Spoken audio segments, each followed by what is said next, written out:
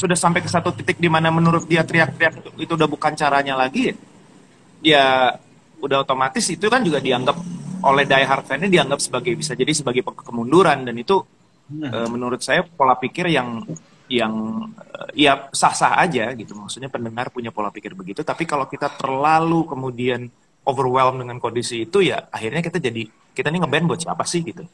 Gitu loh. Itu yang bukan berarti mengesampingkan peran para fans atau para pendengar ya, enggak. Tapi kalau udah sampai segitunya itu jadi purpose-nya gitu, tujuan main musiknya jadi udah nggak jelas gitu. Ini sebenarnya mau ngapain sih gitu. Jadi memang udah sebaiknya memang, apalagi sekarang kita udah harus melepaskan gitu ya pola-pola berpikir lama yang kayak oh genre ini ternyata merusak ini, atau misalnya di kasus saya nih, saya sebagai penyanyi solo nggak takut apa nanti ada penyanyi solo baru gini-gini. Kalau saya boleh jawab ya, peduli amat gitu, mau ada siapapun yang nyanyi saya peduli amat, terserah gitu. Dia juga belum tentu bisa nyanyi kayak saya juga nggak akan pernah mau belajar nyanyi kayak dia gitu, saya nyanyi sendiri aja gitu loh. Jadi yang apa ya, hal-hal seperti ini tuh perlu juga di share, disebarkan ya. Saya nggak bilang mengedukasi gitu, tapi mengedukasi itu kayak menggurui, kayak kita paling pinter aja bermusik, enggak, tapi minimal ini harus di share karena ya udah nggak di situ lagi kita gitu. Apalagi kalau digital masih kayak gitu, mikirnya kayaknya capek banget ya. Mendingan kita mikirin gimana caranya bikin lagu yang bikin orang bisa bertahan 1 menit gitu, nggak pindah lagu gitu. Karena digital kan sekarang cepat sekali, orang cepat bosen, belum sampai 25 detik dia udah pindah ke lagu lain gitu. Yang kayak gitu-gitu sih. Ya, itu aja. Mas Gatot boleh nambahin nggak? Dari saya sih ya, apa ya, kalau sekarang sih fokusnya yang pasti kita mesti bisa memperkenalkan musik aja ke sebanyak orang yang mungkin kita bisa perkenalkan gitu. Sick Minded kan udah punya fans lama nih. Kebetulan saya juga baru masuk sebetulnya dari tahun 2019. Kalau saya pribadi sih sebenarnya ingin memperkenalkan ke teman-teman yang bukan fans lamanya Sick Minded untuk ya meluangkan waktunya untuk ngedengerin, dan beberapa sih ada yang suka juga sih. Buat saya itu achievement juga. Yes. Oke. Jadi berarti dari tadi kita ngebahas soalnya kan digital itu sekarang kayak semua orang bisa jadi musisi, semua orang bisa nyanyi, semua orang bisa melakukan apapun gitu ya. Nah, betul. Ternyata kalau di streetnya ya, di jalanannya itu suka ada yang mendiskriminasikan. Makanya tadi dia nanya gitu, gimana nih pendapatnya dari kakak-kakak gitu. Karena banyak juga nih kan, kalau misalnya di rock mantis tuh suka banyak yang bilang kalau misalnya aduh musik rock tuh dipandangnya begini keras gitu, padahal kan nggak juga ya gitu. Dan juga lebih kayak diskriminasikan gitulah, kayak aduh ini apaan sih lagu-lagu keras gitu segala macam. Berarti bermusik ya bermusik aja ya berarti. Betul. Iya, bermusik aja. Karena memang udah punya ini kok, pasti akan ada kelompok dari orang yang memang akan bisa connect dengan lagu yang kalian bikin gitu ya. Jadi nggak usah terlalu mikirin bahwa oh ini akan diterima apa enggak ya. Mungkin yang nggak diterima sama orang yang ngefans sama pop aja, atau sama aja mungkin saya kurang suka musik country ya, saya nggak bisa nerima musik country walaupun misalnya orang tersebut adalah nomor 1 di chart di musik country gitu ya. Kalau kalian saya kurang suka musik country ya udah nggak akan saya terima gitu. Jadi kita nggak bisa terlalu khawatir dengan hal yang kita nggak bisa kontrol ya, apalagi kalau itu udah hubungan dengan selera atau taste orang gitu. So jujur aja bermusik sih, untuk yang merasa didiskriminasi, memang kalau kita melihat proporsinya akan terus lebih besar fansnya pop atau K-pop malah sekarang kayak gitu. Apa itu diskriminasi sih menurut saya gitu. Waduh, suaranya hilang tuh. Kalau di suaranya hilang. Iya, akan ada selalu fans rock kok. Jadi jangan takut bahwa musik yang kalian tulis nggak akan diterima gitu. Kecuali kalau yang ditulisnya butut ya diterima sama siapapun juga susah gitu ya. Itu aja sih, bikin yang bagus, bikin yang jujur, bikin yang keren gitu. Betul ya. Berarti bermusiklah dengan jujur dan juga konsisten ya pasti ya. Betul. Nah ini ngomongin soal Sick Minded lagi nih. Ini di postnya Instagram nih ada Jelaga 2020 ya. Waduh, boleh diceritain sedikit nggak nih soal Jelaga nih? Oke. Jadi Jelaga itu adalah album yang tadinya kami rilis di tahun 1999 ya, udah lama banget.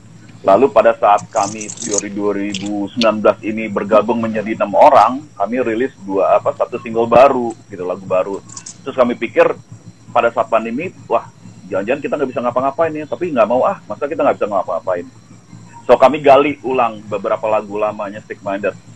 Karena ini juga kan band baru berkumpul jadi 6 orang ya, jadi lagi belajar chemistry-nya.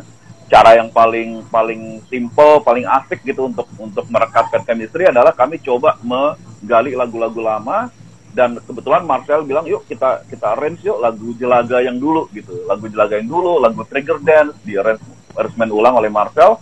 Kok jadinya asik ya gitu ya versi barunya. Ya udah deh kita coba kumpulin dan kita bikin album. Akhirnya di tahun lalu itu kami rilis album berjudul Jelaga 2020. Kenapa 2020? Ya ini adalah sebenarnya adalah sebuah mungkin bisa disebut adalah apa ya, momento box dari Sick Minded mengenalkan kembali Sick Minded itu perjalanannya dari dulu sampai sekarang itu seperti apa sih. Akan terasa juga perubahan sound, perubahan cara menulis lagu di situ.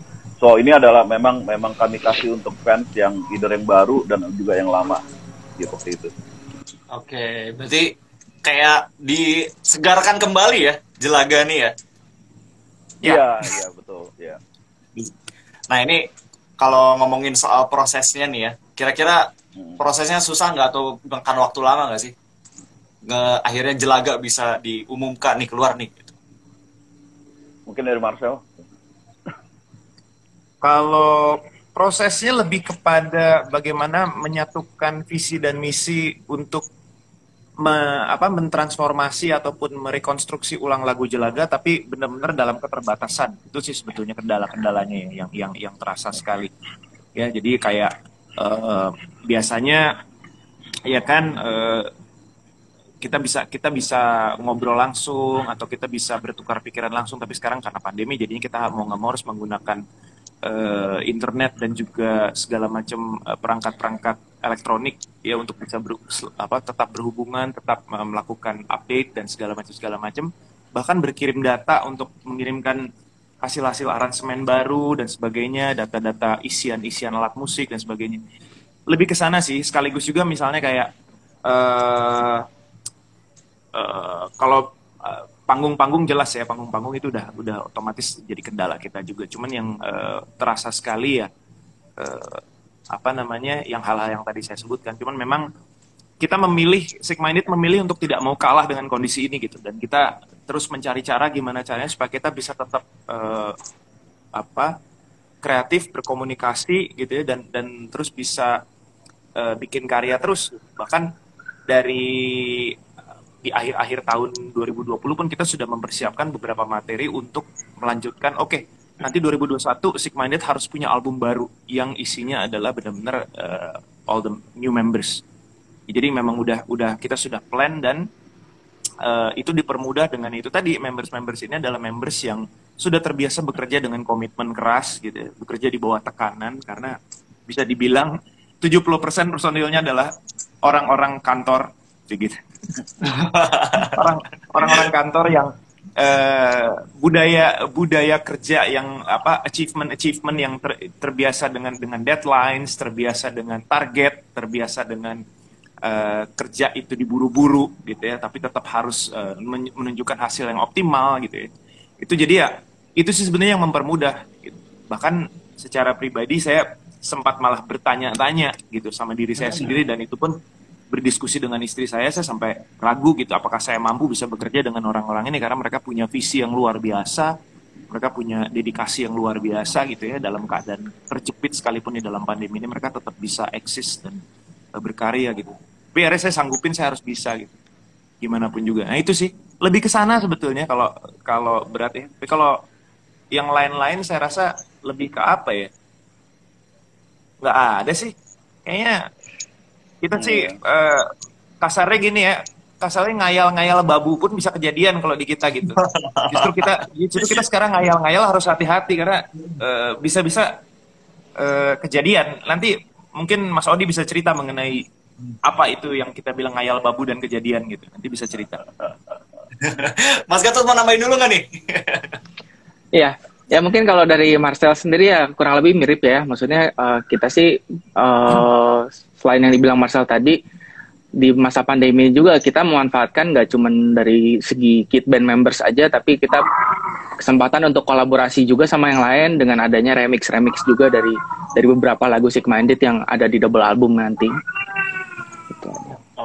Oke. Nah ini tadi Kak Marcel udah ngomong ngayal babu nih, ngayal babu. Mas Adi kenapa nih? Ada apa dengan ngayal babu nih?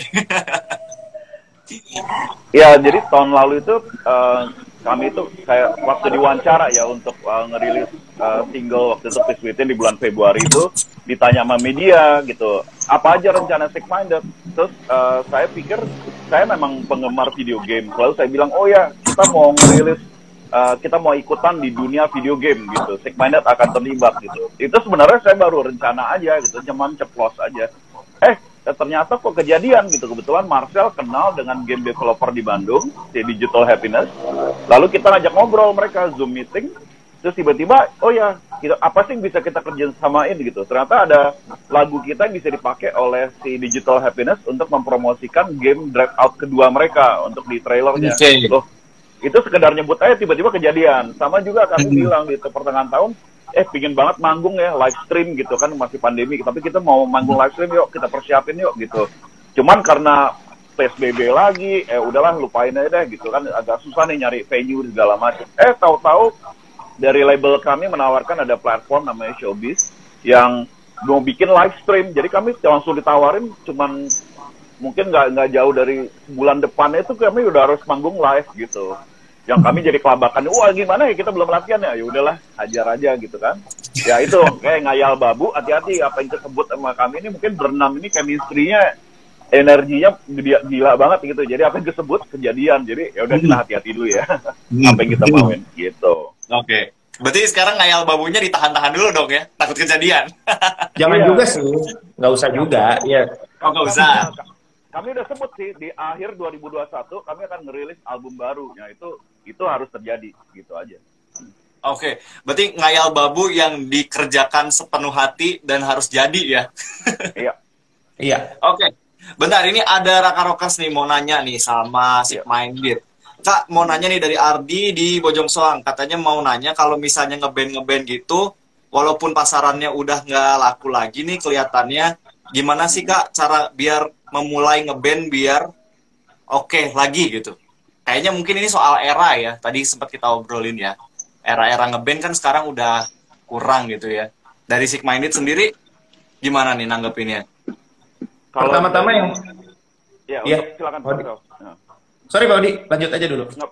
Oke, untuk Ardi ya, kalau saya menurut saya kalau mau main musik gitu, mau ngeband gitu, harus cintanya sama musiknya dulu.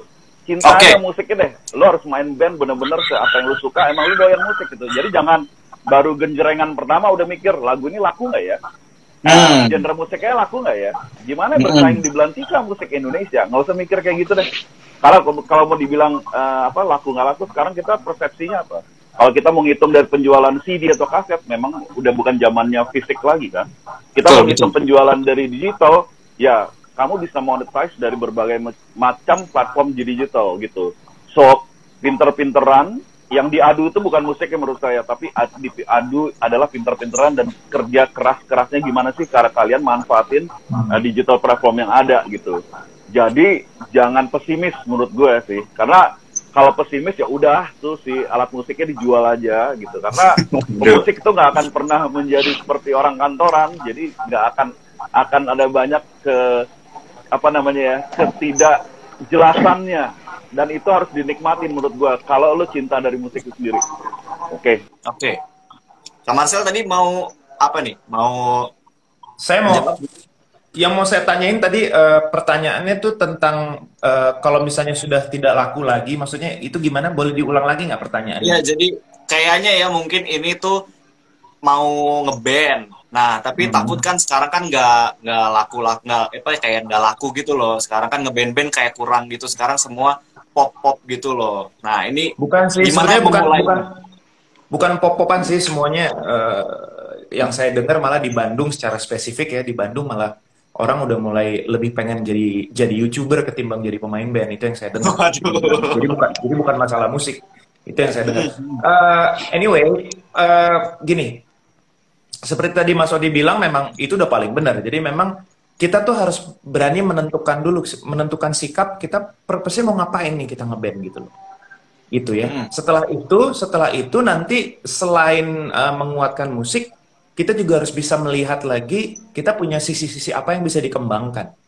Ya, karena sekarang itu benar-benar di era digital sekarang ini kita benar-benar dituntut untuk bisa melihat secara dari perspektif banyak gitu ya, dari banyak perspektif. Pertama, bahwa dunia musik itu nggak hanya cuma sekedar jadi performer aja gitu ya.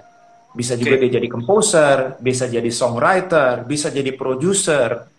Dan itu terbuka sekali gitu di era digital ini. Bahkan bisa termasuk misalnya menjadi stylist gitu ya, makeup artist dan segala macam. Karena itu bagian dari industri musik yang ada gitu ya, digital content provider, digital content maker dan segala macam. Itu bagian dari industri musiknya itu sendiri gitu. Jadi banyak hal di sini yang kita harus pelan-pelan bisa melihat gitu ya, dan kita kuat di mana gitu loh. Jadi jangan langsung pesimis bahwa lagu saya nggak laku. Seperti tadi mungkin bisa disimpulkan sedikit, era digital ini sekarang benar-benar membuka untuk genre musik apapun bisa didengar. Minimal itu dulu, kita jangan ngomong laku dulu gitu. Sama kayak olahraga, kita jangan mikir mau six pack dulu, jangan mikir mau badan kita kayak Bruce Lee atau badan kita mau kayak Michael B. Jordan gitu, nggak usah. Tapi mikirnya minimal kita sehat dulu, itu gimana. Nah, purpose-nya ini tuh sama dengan kayak kita main musik. Jadi dengan kita melihat itu, kita punya purpose, jadi kita tahu mau ngapain nih. Dan kita selain mengembangkan musik yang sesuai dengan idealisme kita juga mengembangkan hal-hal lain yang bisa mensupport si musik itu sendiri. Contoh lagi misalnya, masih ada banyak ya, saya dengar musisi-musisi ya, terutama musisi-musisi yang idealis dalam tanda kutip katanya. Kenapa saya bilang katanya? Karena kalau ditanya balik idealismenya apa, mereka pun nggak bisa jawab idealismenya apa gitu. Saya bingung. Pokoknya gue idealis aja. Tapi naon gitu, idealis yang mana nih? Apa yang kayak gimana gitu. Nah itu tadi saya bilang bahwa idealisme tapi tidak dibarengi dengan menentukan purpose in musicnya apa ya nggak jelas gitu. Mau apa gitu, mau ngapain? Idealis tapi nggak punya tujuan gitu kan. Nah ini maksudnya gini. Jadi kita harus bisa menentukan gimana caranya supaya musik itu sejalan dengan perkembangan zaman gitu ya, apalagi di era digital ini. Misalnya ada yang saya pokoknya mau bikin musik, bikin lagu yang bagus. Saya mah nggak perlu promo-promo di sosmed, saya mah nggak perlu promo-promo di digital streaming platform. Saya mah pokoknya mau main musik. Ini idealisme saya.